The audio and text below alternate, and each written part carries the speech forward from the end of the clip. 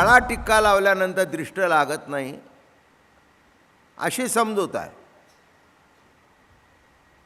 माझं म्हणणं कळलं का? काळा टिक्का लावल्यानंतर दृष्ट लागत नाही, इथे लावतात, इथे लावतात, इथे लावतात. म्हणजे एखाद्या बाईची नजर जर लागत असेल तर तिचं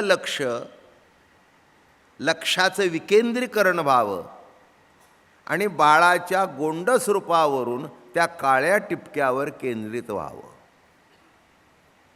म्हणजे तिची नजर लागणार नाही. आता जे फॉरेनमध्ये लावतच नाहीत, एखाद्या बाईला सुंदर मूल दिसलं की ते पटकन मरतं का? पटकी येऊन.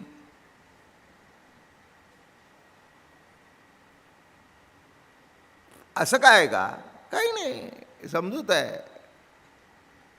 डाव्या खांद्यावर पाल पडली तर काय झालं, उजव्या खांद्यावर खडली तर काय झालं? आता तिला कुठे माहिती आहे तू खालून चाललायस? ती उलटी चालताना पण सुद्धा परत नाही तर कधी पडली, ठीक आहे ना. हां, कालवणात पडली तर मरशील.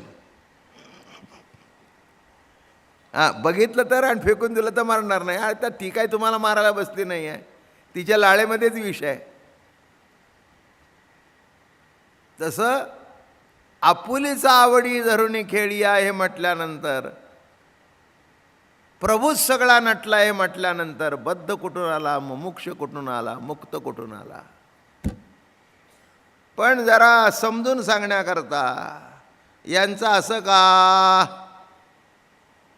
यांचं मागच्या जन्मीचं पाप उदयाला आलं.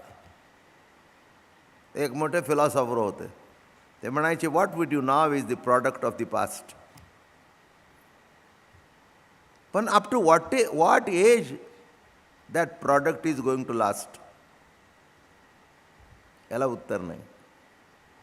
What we do now is the product of the past कळलं, पण कोणत्या वयापर्यंत मागच्या जन्माचं भोगायचं? मग शेवटच्या श्वासापर्यंत जर मागच्या जन्माचं बघायचं तर पुढच्या जन्माला जाण्याकरता केव्हा सुरू व्हायचं? हे माझ्या उलट्या खोबडीतून सुचलेलं आहे. काय अहो, रस्त्यावर कुत्र्यासारखं मेलं, मागच्या जन्मीचं पाप. माझ्या एका प्रश्नाला विचार करून सांगा. सध्या कॅन्सर कोणालाही होतो, काही त्याच्यात काही कोणाला नावं ठेवायची गरज नाही आणि मागच्या जन्माचं आणि पुढच्या जन्माचं करायचं काही गरज नाही आहे. इतकी जबरदस्त आणि पॉवरफुल माणसं आहेत. माणसं नाहीत, देवच त्यांच्या रूपाने प्रकट झाले. ते इकडे तिकडे होऊन देणार नाहीत. म्हणून इथे विषय जो ऐसपैस मांडला तो एवढ्याकरता, असो येथे ग्रंथेवरून स्वानुभव निचाड असून आपुली आरोगण आपणच करी. एक मुक्त एक बद्ध एक मोक्ष ऐसे वेदे भासले विविध विरोनी जाती. हे सगळे जे भेद आहेत ते स्वरूपाच्या ठिकाणी उभा राहिल्यानंतर आपोआप विरून जातील. काळं मीठ का टाटाचा आयोडिनयुक्त मीठ काय ते, किंवा बाजारात मिळणारं साधं पांढरं मीठ, कसलं का मीठ असो ना, समुद्रात टाकून द्या, सगळं खलास, सगळं खलास. कोणचीच अगदी शुद्ध रिफाईंड सुद्धा शिल्लक राहत नाही. रिफाईंड सुद्धा फाईंड होत नाही तिकडे. ते शोधलं डोकलं तरी बघत नाही, आतमध्ये गेल्यावर एकच. म्हणून इथे म्हणाले म्हणून अनुभव अमृत स्वाद जिही आळूमाळू चाखला नाही, मुक्त मुमुक्ष बद्ध पायी तववरी भेदू येणे स्वादे विदूर आसती. बघा मराठी भाषा कशी वापरावी, अर्थसुद्धा कळला पाहिजे नीट. म्हणजे मला कळला म्हणून मी सांगतो असं नव्हे, मला सुचवतात म्हणून सुचतो. मगाशी ओवी वाचत होतो, आईसाहेबाला वाचून दाखवली, म्हटलं बघा याच्यातला अर्थ काय लक्षात येतो. त्याही माझ्यावरच आयुष्यभर ऐकतायत. बघा गंमत अशी काय, येणे स्वादे विदूर आसती ती इतसता भ्रेव दे भगवती यया स्वादी ये सज्ज होती तेथे भेदू कायचा. हा स्वाद ज्यांना अनुभवात आला नाही ते विदूर आहेत. विदूर म्हणजे कळलं का? ज्याचं लग्न झालं नाही तो.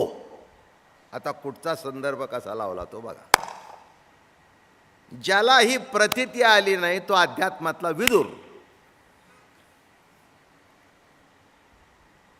विदूर म्हणजे दासीपुत्र तिकडे जाऊ नका, यांचं लग्न झालं नाही का?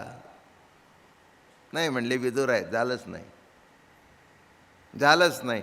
तसं या अनुभवाला जे विदूर आहेत, येणे स्वादे विदूर असती ते इतस्ते वेदे भ्रमती. ते वेदामध्ये अडकून जातात. हा श्रेष्ठ, हा कनिष्ठ, हा चांगला, हा वाईट, हा पापी व हा पुण्यवान, यांचं कुळ पुण्यवान, यांचं कुळ पाप्याचं. या स्वादी जे सत्य होती ते भेद कैचा. आणि मूळ स्वरूपाच्या ठिकाणी, स्वरूपाच्या स्वादाच्या ठिकाणी जो एकरूप होतो त्याच्या ठिकाणी भेद यत्किंचित राहत नाही. लादली हे जे खुण ते अधिकार भोगी कवण देखील नाही आण प्रत्येकदी. ज्याला ही खूण प्राप्त झाली मग तिथे अधिकार कुठला आला? म्हणून ज्ञानोबारायांनी रेड्याच्या मुखातून वेद बोलवला. आता हा रेडा बद्ध का मुमुक्षु का काय, याला कुठे बसवायचा हो रेड्याला? या पामरामध्ये सुद्धा बसत नाही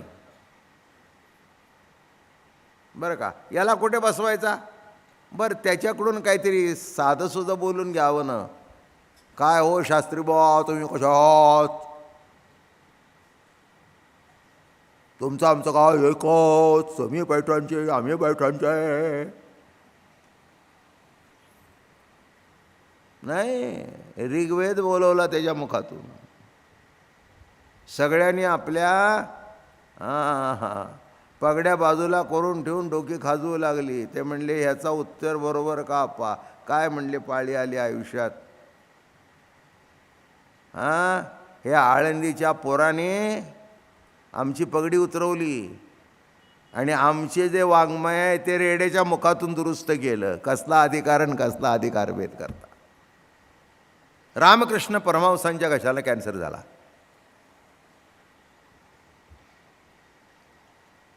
काय असं पाप केलं होतं रामकृष्ण परमहंसाने की त्यांच्या घशाला, मग असं म्हणायचं that was the product of the past. अरे कशाचं प्रॉडक्ट आणि काय?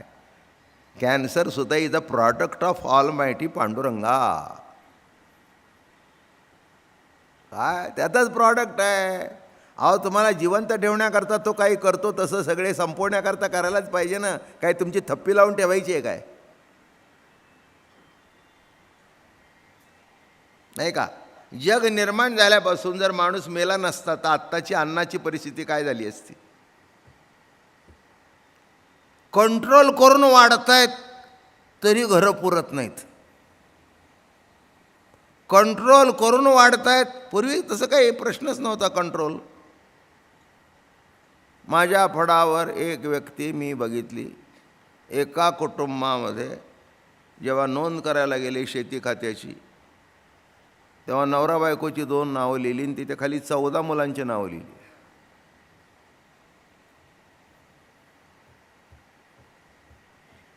किती? 14. ऐकण्यासारखी आहे. तो साय वर बघावा लागला. म्हणला 1-2 नावं राहिलेली असतील. नाही हो एवढीच. नाही म्हणले एका बाईला.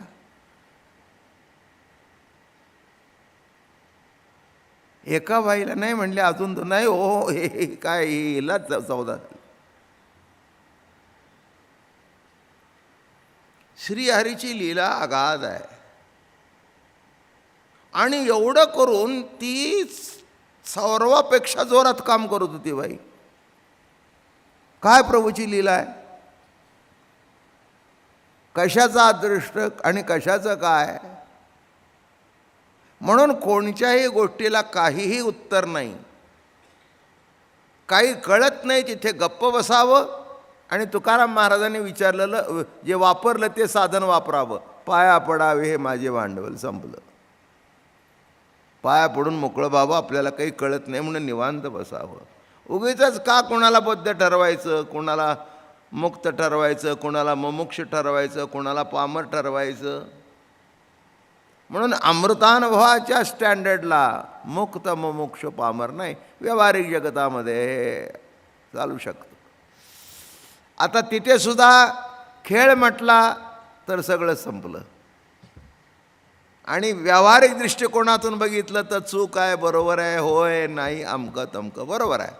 म्हणून अख्ख्या अमृतानुभवामध्ये पहिल्या दिवसापासून सांगतोय की कुठेही पाप पुण्य हा शब्द नाही. वेद रेड्या बोलविला, गर्वद्विजांचा हरविला, आणि शांतिबिंब प्रगटला ज्ञानोबा माझा. याचं खंडन मंडन करणारे काय आपल्या महाराष्ट्रात कमी आहेत का? ते म्हणतात रेडे नावाचा एक ब्राह्मण होता, त्याच्या मुखातून बोलवलं, रेडा नव्हताच. आपण काही बोलू नाही, आपल्या अदृष्टात हे ऐकायचं होतं असं गृहीत धरावर पुढे चालावं. काय बोलावं? नाही नाही, ह्याच्याबद्दल उत्तर काय देणार, असे ह्या महाराष्ट्रात वाद झालेले आहेत. काय निळोबारायांनी तर महिषापुत्र बोलवला स्पष्ट लिहिलंय. महिषापुत्र म्हणजे आता रेडाच ना, का त्यांचं आडनाव महेश्वर होतं आणि त्याच्या पोटी आला तो हा महिषा, असं तर काही लावायचं नाही ना. लावायचं असेल तर काय आपल्याला, हे बघा स्वातंत्र्य दिवस आहे आज, फ्रीडम ऑफ स्पीच, प्रत्येकाला फ्रीडम ऑफ स्पीच आहे, वागण्याचं स्पीच आहे. काय त्याला म्हण काय, कोण कोणाला अटकाव करू शकतो? नाही, करू शकत नाही. म्हणून या ठिकाणी म्हणाले एवम हे अधिकार मासले, जे अनुभवामृती मिळाले तीही येऊन आठले. हे असे अधिकाराचे जे मासले, नमुने, मासले म्हणजे काय, मासले म्हणजे शब्दाचा अर्थ नमुने. जरा थोडासा त्यातला मासला बघू. मासला म्हणजे मासा नाही बरं का, मासला म्हणजे नमुना. तर हे सगळे जे विचारांचे मासले होते ते जेव्हा अमृतानुभवात आले ते सगळे बुडी मारून गेले, गप्प झाले. गंगा वहागन आली, पाणी ये गंगा झाली, का तिमिरे भेटिली सूर्या जैसी. अरे काय गंगेला, पुण्याच्या गटाराचं पाणी आलं, सगळ्या गटारचं पाणी आलं, पण ती गंगा एवढी आहे, तिच्यात मिळाल्यानंतर माणसं होत्या आलेल्या गटारच्या पाण्यात सुद्धा आंघोळ करतात.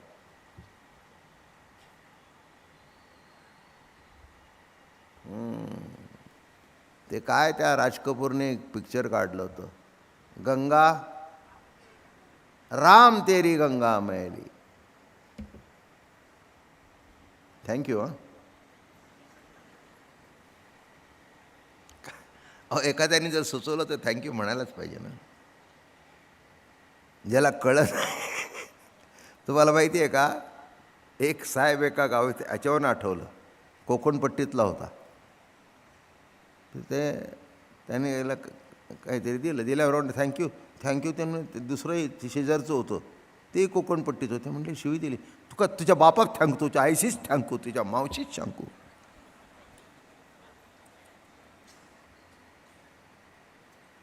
तुझ्या आईशीच काय, तुझ्या बाप. अरे मी म्हटलं काय, मी काही शिवी दिली नाही, थँक्यू थँक्यू. मग माका कित्या थँक्यू. जे भांडण झोपलं. अहो ते थँक्यू म्हणजे आभार प्रदर्शन करतायत, कळलं का तुम्हाला? हां हां हां. म्हणून अधिकार तैसा करू उपदेश. ईश्वरी सत्तेची लीला म्हटल्यानंतर लीलेमध्ये सर्व काही असतं. माझं बोलणं कळलं का? लीला म्हटल्यानंतर त्याच्यामध्ये अमकी एक गोष्ट आहे आणि अमकी एक गोष्ट नाही असं नाही, सर्व काही असतं. आता हा हार आहे, याच्यामध्ये पांढरी फुलं आहेत. पूर्वी तुळस लावत होते, आता जास्त तुळस मिळत नाही म्हणून हा हिरवा पाला लावतात. बरोबर आहे ना? हां, चंदने येते या बोरी व्यापी आल्या. बोरींची झाडं चंदनाच्या भोवती होती. त्या बोरींना सुद्धा चंदनाचा वास लागला. त्या वासावर त्याही खपू लागल्या.